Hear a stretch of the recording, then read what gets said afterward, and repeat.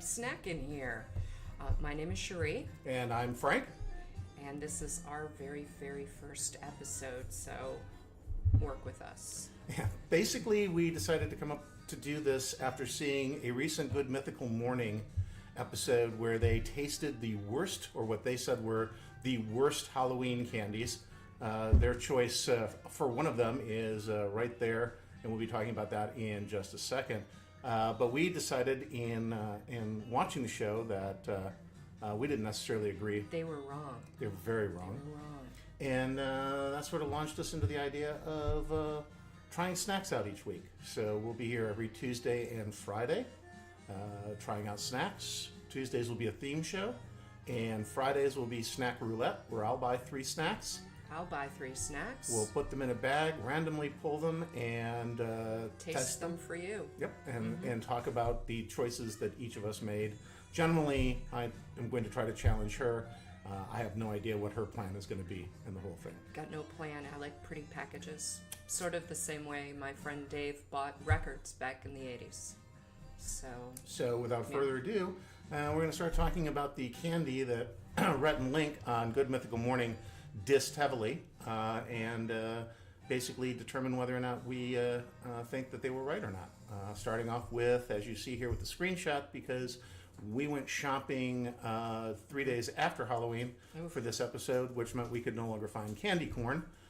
So we had to choose to do screenshots from the show. There's also one other one, the next one that we're going to discuss, which is very rare. But let's start with the fact that I love candy corn. I always loved candy corn, and I always will love candy corn. No. No. I dislike candy corn. Matter of fact, when I was looking up what exactly is candy corn, because it's really disgusting, they used the word slurry in the definition, in the description. Slurry. And yeah, I'm thinking, no slurry. So candy corn is really, really old. It came around in the 1880s. I love me some history, but this is not a piece of history that I can really partake in. It's disgusting. But that being said, though, every time that I've gone and bought fancy candy corn. Oh, I love fancy candy corn. So you like the fancy candy? You like the flavored ones, the weird gourmet ones? candy corn. And so you don't necessarily hate candy corn. You hate original flavor candy corn. The slurry candy corn. Well, they're all a slurry.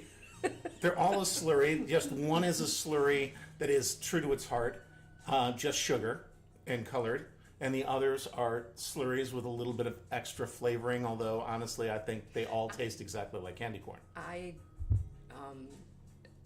One of the things that I dislike about this versus the new stuff is the texture. This kind of feels like a weird waxy kind of thing, and I don't get that. I get more of a better mouthfeel. Oh, geez. Off of the gourmet.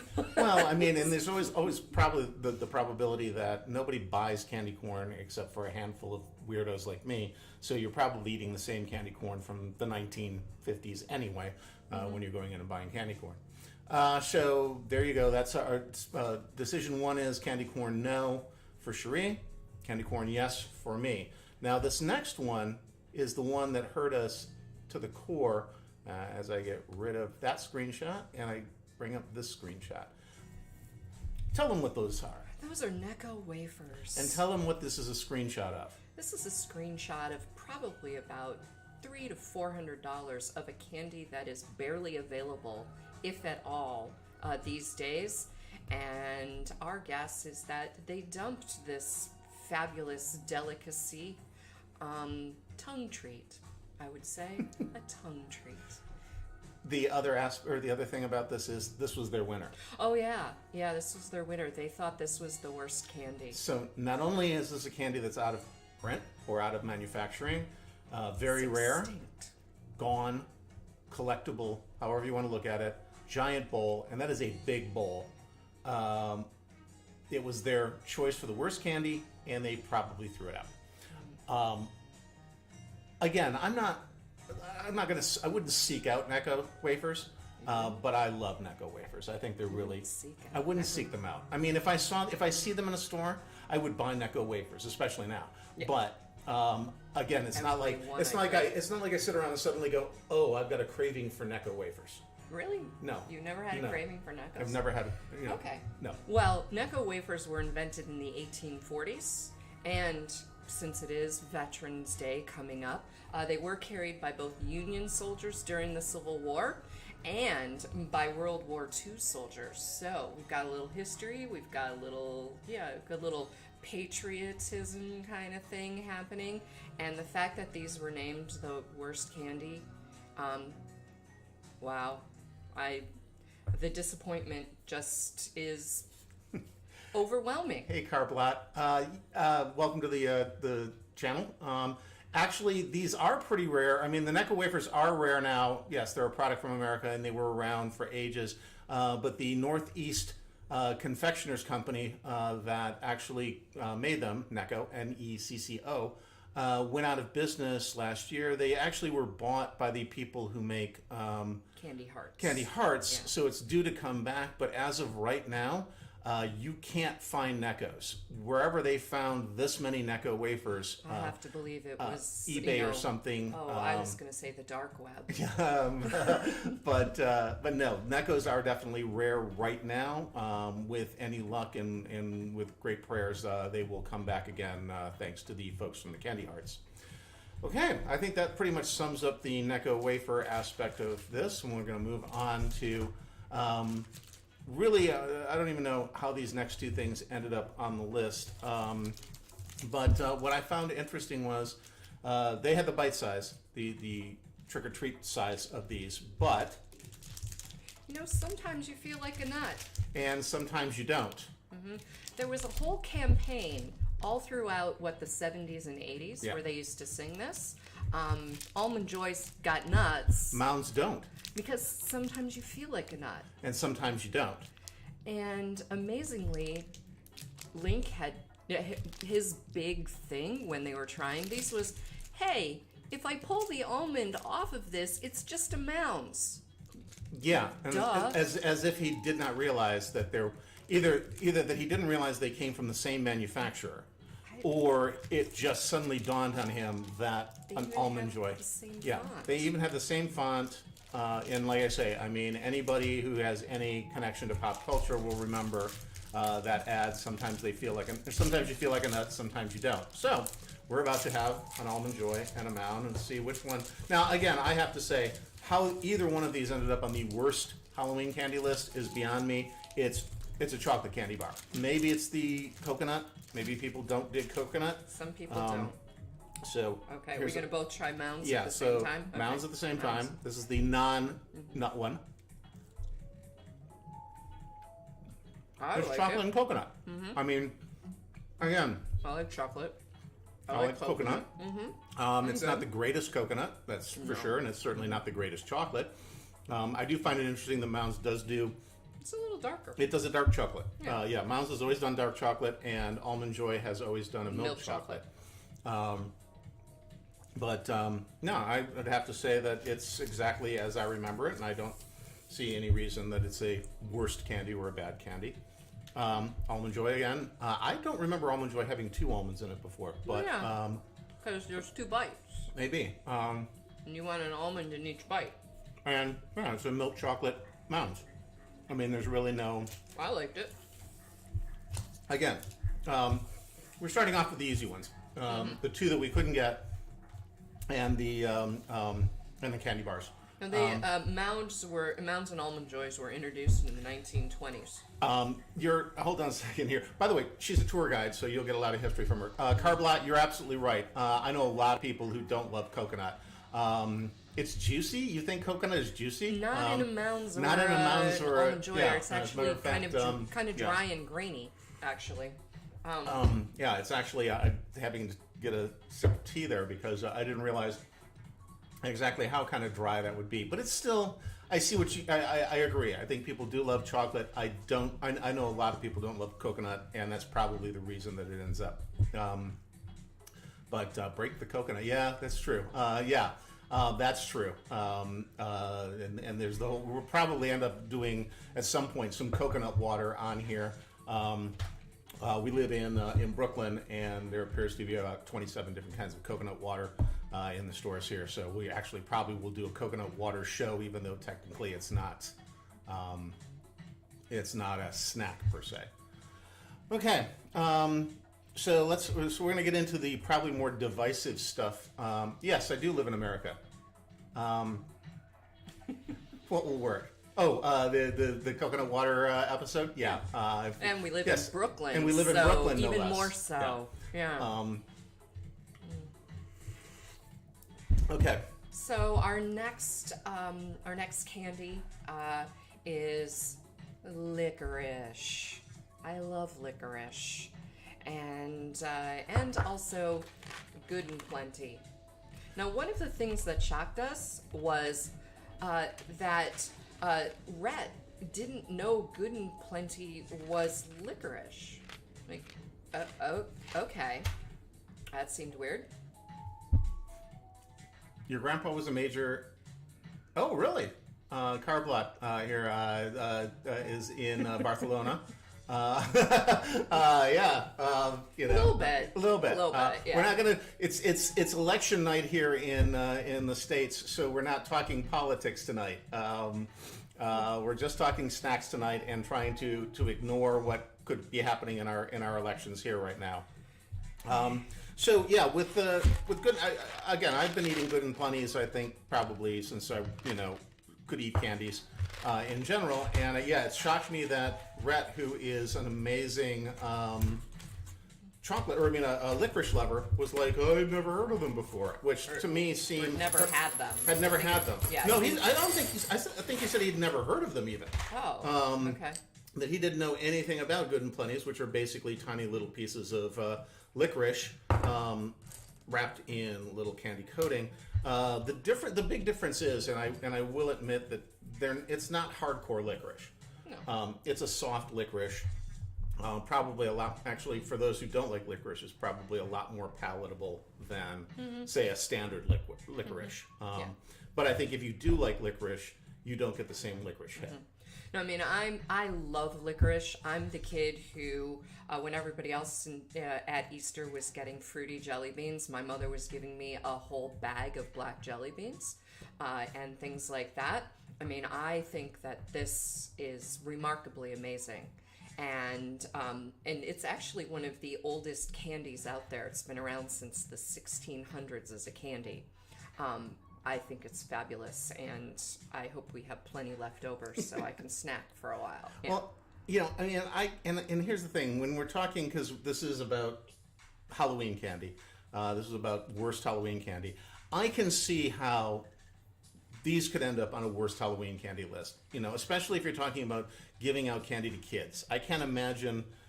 I mean, I liked Good and Plenty's as a kid, but I can't imagine a kid who would be happy to necessarily get a bag of licorice nibs.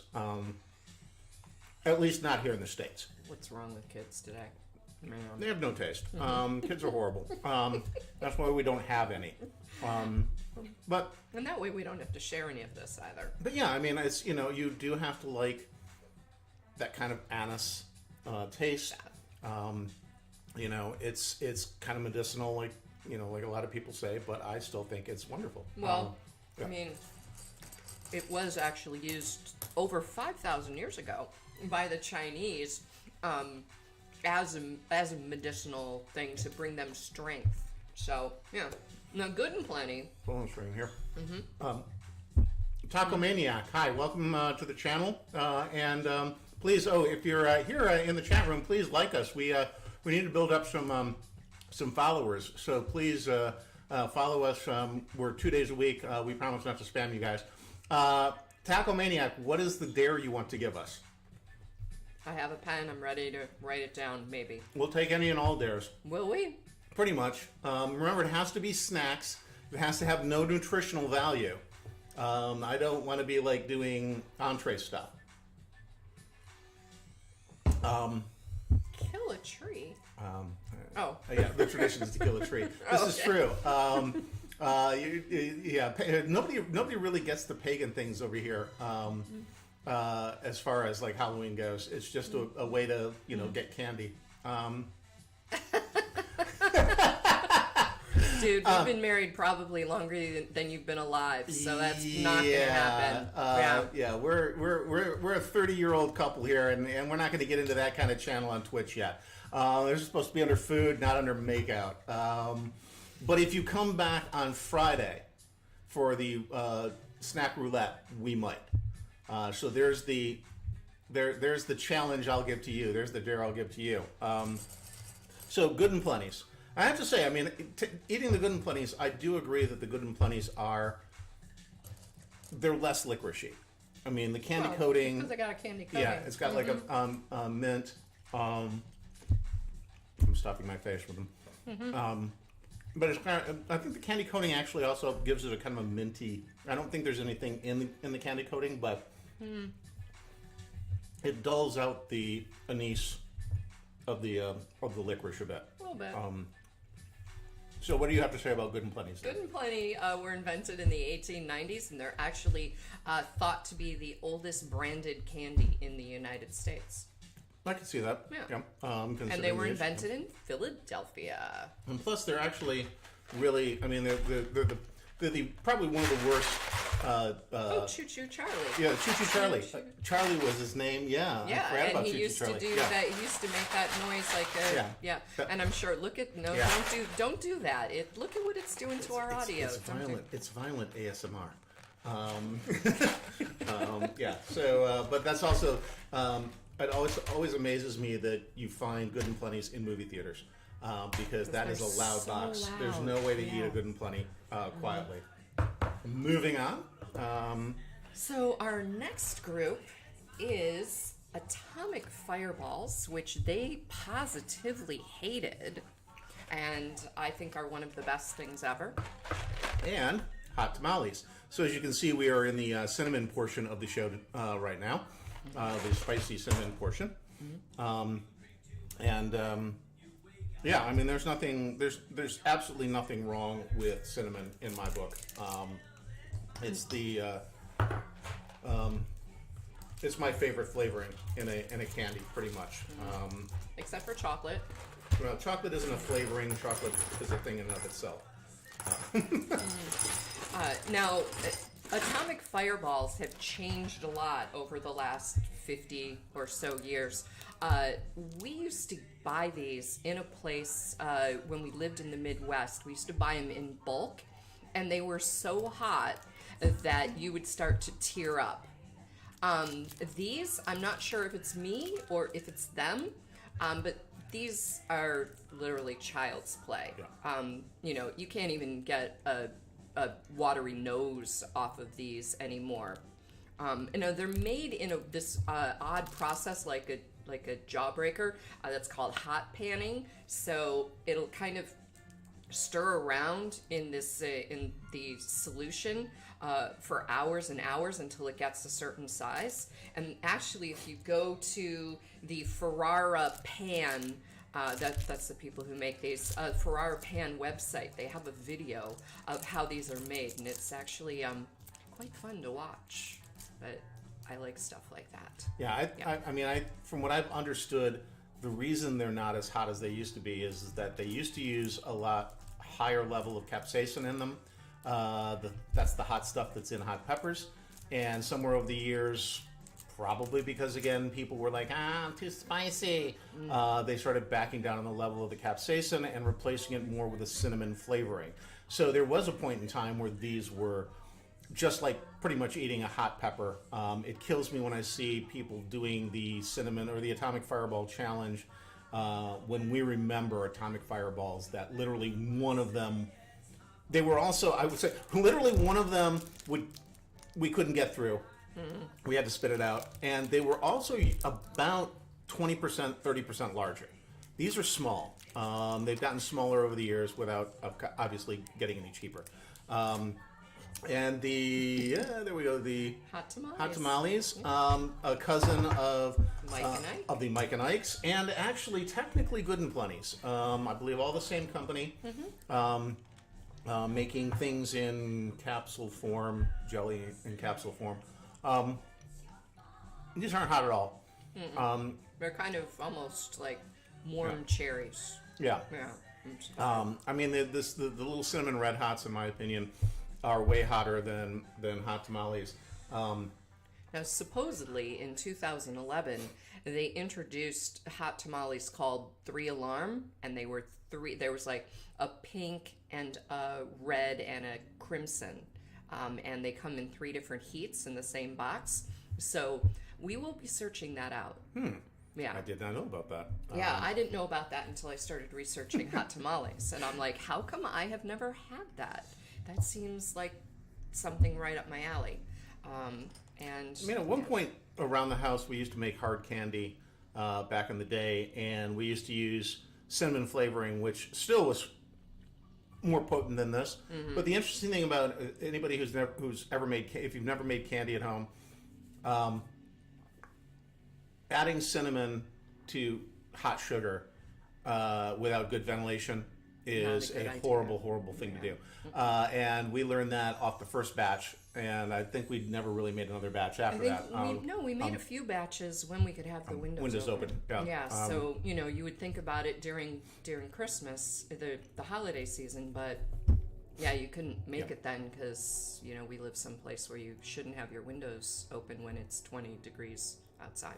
See, and again, on the Halloween candy tip here, I can understand how maybe kids wouldn't dig I just love getting these. the atomic fireballs. Now, pumpkin. I know we're weird. I know we're weird. We're old. We're old. We're old people. The kids these days don't seem to appreciate anything but like chocolate candies and sour patch stuff. Everything's sour.